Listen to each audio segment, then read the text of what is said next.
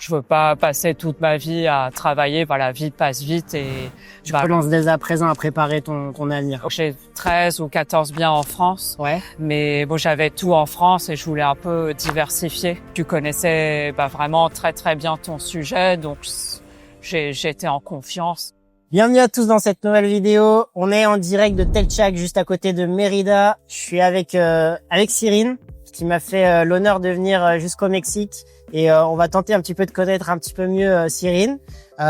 Déjà, Cyrine, est-ce que tu peux te présenter rapidement? D'où viens-tu? Que fais-tu?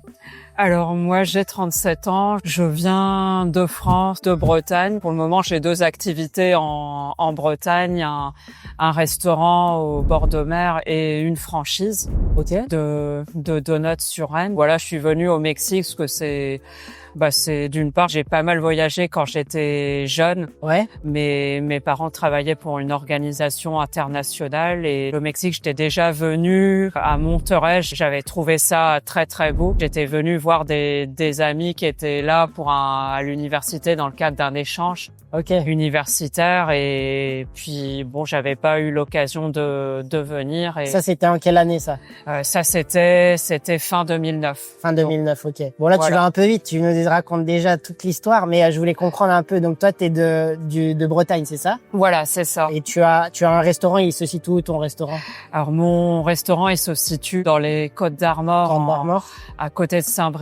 Ouais. Sur la côte. Tu es originaire alors t'as vraiment vécu toute ta vie en Bretagne ou... Non, en fait, moi, je suis née aux États-Unis, parce que à New York, où mes parents travaillaient à l'ONU là-bas. Ok. Ils avaient des postes à l'ONU et ensuite ils ont été mutés en Suisse à Genève. Ouais. Parce que c'était le 2e plus gros siège de l'ONU. Ok. Et pendant mon adolescence, malheureusement, j'ai perdu mes parents. Et je suis arrivée en France comme ma grand-mère maternelle, dont j'étais très proche, a décidé de prendre les choses en main et de la Bretagne depuis tout jeune, quoi. La Bretagne depuis mes 14 ans et demi, mais je venais déjà tous les étés. Ok. Voilà.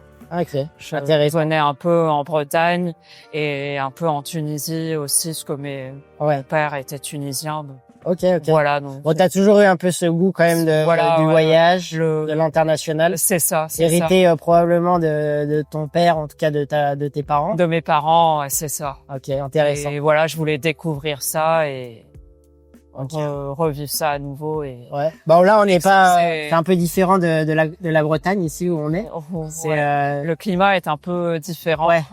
C'est pour ça, la Bretagne, c'est très très beau, mais il manque le climat. Ah oui. Donc, je voulais revenir un petit peu sur le Mexique et sur l'Amérique latine. Est-ce que déjà, toi, tu avais un peu des connaissances sur l'Amérique latine, sur le Mexique? Un petit peu. Moi, j'ai étudié l'espagnol à l'école et un peu à l'université. Ouais.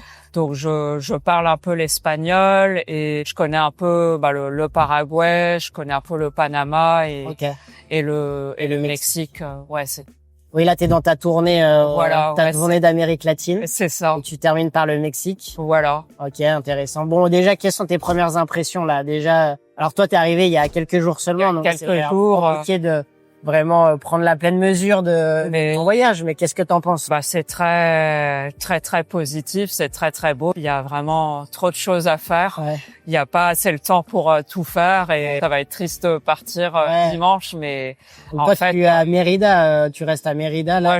Moi, je suis arrivée à Cancun, dimanche dernier et on est resté 2-3 jours pour découvrir un petit peu, mais bon, on a condensé, parce qu'il y a tellement de choses à faire et c'est vraiment, je crois que c'est impossible de s'ennuyer ici. Il y a tellement de choses à faire. Le pays est tellement grand. Enfin, ça, c'est une ville, mais Cancun, mais il y a Tulum, il y a Playa del Carmen, il y a tellement de choses à faire. C'est pas tout le Yucatan. Il y a, ça c'est Quintana Roo, mais après il y a le Yucatan, il y a Mérida, il y a plein de voilà, on est à Telchac, Puerto, il y a Progreso. Enfin, c'est impossible de s'ennuyer ici. Enfin, il y a c'est clair. Manque de, je sais pas combien d'années il faudrait pour tout voir. Mais il en faudrait beaucoup, mais il en faudrait t'as beaucoup, déjà une première vue, une première aperçu. C'est très très beau. La gastronomie aussi est très très bonne ici. Moi, je suis venue donc faire ma demande de résidence. Voilà. T'es venu pour deux choses, donc demande de résidence. C'est ça. Et puis pour voir ton investissement. Voilà, c'est ça. D'ailleurs, on va y revenir directement sur l'investissement. Donc, t'as investi avec moi dans l'immobilier, en tout cas pour l'instant dans un terrain. Et déjà pour comprendre un petit peu ton parcours, toi, est-ce que tu as de l'expérience dans l'immobilier, dans l'investissement en France? Oui, en France, j'ai un peu d'expérience dans l'immobilier en France. Si je compte à peu près tout, en ce moment, je crois que j'ai 13 ou 14 biens en France. Mais bon, j'avais tout en France et je voulais un peu diversifier. Voilà, pour apporter un peu une diversification géographique et puis de devises aussi. Voilà, et puis c'est toujours après, donc pour l'instant c'est un terrain, mais quand j'envisage de construire une maison dessus, donc quand ce sera construit, c'est toujours agréable de pouvoir venir un peu pendant les vacances et puis de louer le reste du temps en Airbnb. Exactement. Voilà, c'est joindre l'utile à agréable. En plus, c'est dans un pays magnifique, donc. Une région. Incroyable. Incroyable. Il y a tellement de choses à faire, quoi. Et du coup, alors l'investissement dans le Mexique, comment déjà tu es arrivé à l'investissement au Mexique? Comment tu m'as trouvé? Quel a été ton parcours avant qu'on rentre en contact? Moi, j'étais dans la recherche de diversification de résidence un peu à l'étranger, parce que mon parcours de vie, j'étais très proche de ma grand-mère en Bretagne. Et il y a quelques années, elle est décédée, donc maintenant j'ai un peu moins d'attache en France et je voulais un peu revivre les voyages et ce que j'ai vécu pendant mon enfance et aussi le problème de la France, c'est un beau pays, mais surtout en Bretagne, c'est le climat. C'est le temps, quoi. La météo, il fait beau, on va dire 4 mois le maximum, et après tout le reste du temps il fait froid et il pleut beaucoup, donc tu t'es mis à chercher un peu sur je me suis mis à chercher sur le Mexique. En fait, je sais pas comment, je suis tombée sur ta chaîne.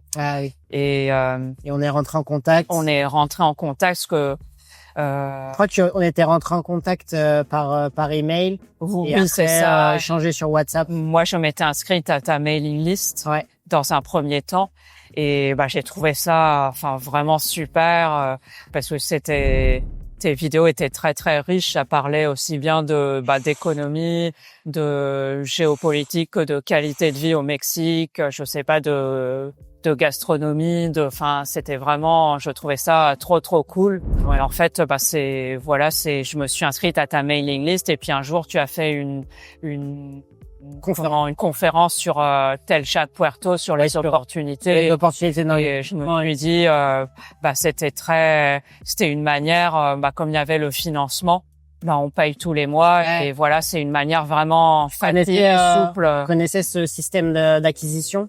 Oui, j'en avais entendu parler, et je trouve ça très souple parce qu'il n'y a pas à mobiliser une grosse somme d'un seul coup. On paye tous les mois, voilà.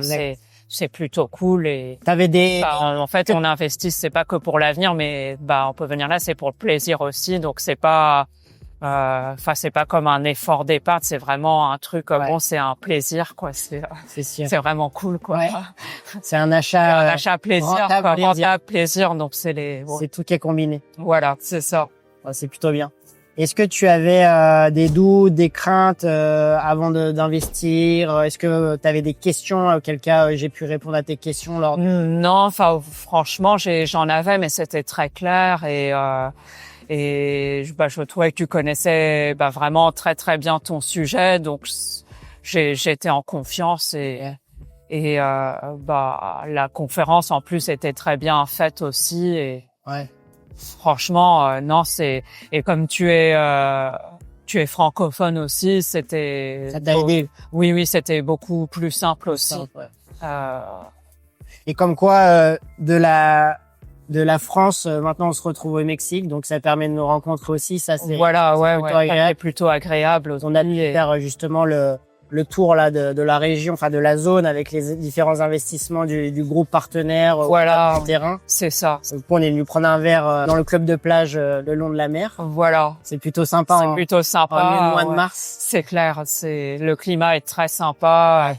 En fait, l'idée quand j'aurais terminé de payer le terrain et construire une maison sur le terrain, c'est de pouvoir venir et de passer un peu l'hiver ici. Moi, en fait, par mon expérience, je veux pas passer toute ma vie à travailler pour décéder comme mes parents ont fait ça et Okay. la vie passe vite et Tu commences dès à présent à préparer ton avenir. oui, voilà mon avenir et puis c'est pas comment dire ça, pas juste épargner, il se passe rien, c'est enfin on épargne pour quelque chose d'agréable et Ouais. voilà, dans un premier temps, c'est de passer 6 mois à l'étranger. Donc dans un pays comme au Mexique et puis 6 mois le reste du temps on travaille dur et Ok. voilà Puisque ton activité aussi permet de le faire, t'es sur. Alors la franchise, oui, on peut déléguer, on peut, mettre un responsable et les bonnes personnes, voilà, sur place. Et le restaurant, c'est un peu plus compliqué, mais peut-être en trouvant quelqu'un qui veut s'investir, on lui donne des parts et toi, c'est gagnant-gagnant et de libérer du temps et venir. Oui, voilà, moi je préfère autant partager les bénéfices avec quelqu'un. Pour continuer, on peut peut-être envisager, t'en as déjà parlé, le futur, mais du coup ton plan là sur les prochains mois, les prochaines années au Mexique, est-ce que déjà t'as la résidence, on va finaliser la résidence. La résidence. Et toi, est-ce que tu t'as des plans peut-être d'investir de nouveau comment tu perçois le pays, toi, maintenant que tu es sur place? Comment tu vois un petit peu d'un point de vue investisseuse? Et que maintenant tu es une investisseuse, comment tu perçois le pays de ta première impression comme ça après le tour qu'on a pu faire? Alors en fait, moi, je trouve que le Mexique, il y a beaucoup d'opportunités parce que c'est intéressant d'être positionné pas que dans l'Occident, d'avoir aussi dans des investissements et dans une autre résidents, économie, dans une économie en croissance. L'économie qui est beaucoup en croissance en Europe, tout ça c'est un peu en déclin, ouais, c'est ça et de mettre un pied, c'est des économies où il y a de la croissance, où il y a vraiment beaucoup d'opportunités. Ouais. C'est des coûts d'achat moindres aussi. Voilà. Ça te permet de diversifier, diversifier, avoir aussi, plusieurs produits. C'est ça. Moi, ça serait peut-être d'investir à Querétaro aussi, parce que tu m'avais dit c'était l'économie où il y a une des plus grandes économies du pays. On en a parlé justement, le PIB par habitant, donc ça veut dire la richesse produite par les foyers, qui est un indicateur qui est assez intéressant pour analyser une économie. Et donc Querétaro fait partie des États au Mexique où tu as le PIB. C'est ça. Et puis toi, ça pourrait être un beau complément dans le sens où par exemple tu aurais on prend ton exemple, maintenant tu as un terrain, je sais pas si tu vas acheter autre chose vers Mérida, etc. Et en même temps, tu pourrais avoir un produit d'investissement dans une économie qui n'est pas trop liée au tourisme aussi. Et tu aurais un produit qui est plus lié à, par exemple à Querétaro, c'est beaucoup l'industrie, l'économie, tout ça. Ça pourrait être une diversification intéressante. Ouais. Intéressante aussi, ouais. Dans 10 ans, où tu te vois en France, Non, je me vois pas, j'espère plus en France. Ouais.